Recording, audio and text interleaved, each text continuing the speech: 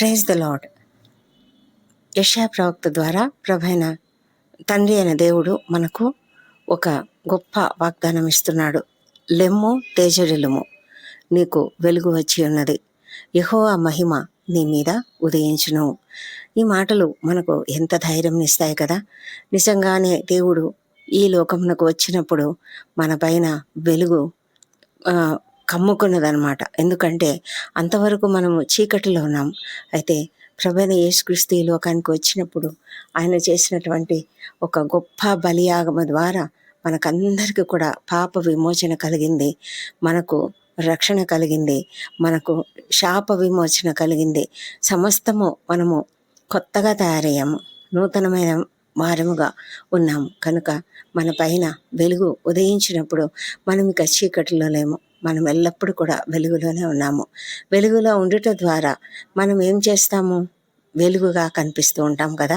ఎక్కడైనా కారు చీకటిలో ఒక చిన్న వెలుగు మనకు ఎక్కడైనా కనిపిస్తే పరిగెత్తుకుంటూ అక్కడికి వెళ్తాం. ఎందుకంటే మనకు అక్కడేదో వెలుగు ఉంది, అక్కడ ఎవరో ఉన్నారు, అక్కడ మనకు సహాయం చేసేవాళ్ళు ఉన్నారేమో, మనకు సహాయం దొరుకుతుంది అని మనము కష్టంలో ఉన్నప్పుడు సహాయం కొరకు అలా పరిగెత్తుతూ ఉంటాం. అయితే మనకు దేవుడు మనల్నే వెలుగుగా పెట్టి ఉన్నాడు.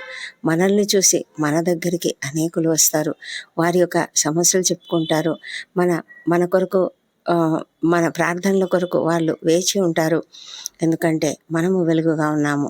ప్రభువైన యేసు చెప్తూ ఉన్నాడు, మీరు లోకమునకు వెలుగై ఉన్నారు, మీరు కొండ మీద కట్టబడిన పట్టణాల వలె ఉన్నారు. కాబట్టి మీరు అందరికీ కూడా వెలుగు చూపించండి, అందరికీ వెలుగును నింపండి. అందరి జీవితాలలో వెలుగును నింపడానికి నేను మీకు పరిశుద్ధ ఆత్మని కూడా పంపిస్తున్నాను.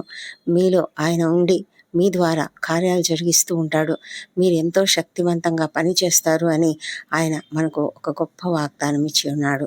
మరి ఈ క్రిస్మస్ దినాలలోనికి మనం ప్రవేశించి ఉండగా ఆయన వచ్చి ఈ లోకంలో ప్రతి ఒక్కరిని ఎలా వెలిగించాడు, అలాగా మనం కూడా, ఆయన అయితే ఇప్పుడు ఆరోహణమై వెళ్ళిపోయాడు, అయితే మనల్ని వెలుగుగా ఈ లోకంలో ఉంచాడు కనుక మనము ప్రతి ఒక్కరిని వెలిగిస్తూ మరి అందరికీ కూడా దారి చూపేవారంగా ఉండాలి.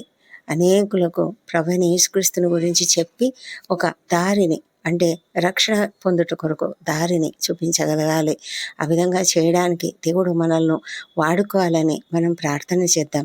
దేవుడు మనకిచ్చినటువంటి ఈ యొక్క వాగ్దానంను బట్టి దేవునికి వందనం చెల్లించుకుంటూ, మరి ఈ గొప్ప వాగ్దానంను బట్టి దేవునికి మహిమ కలుగును గాక. ఆమేన్.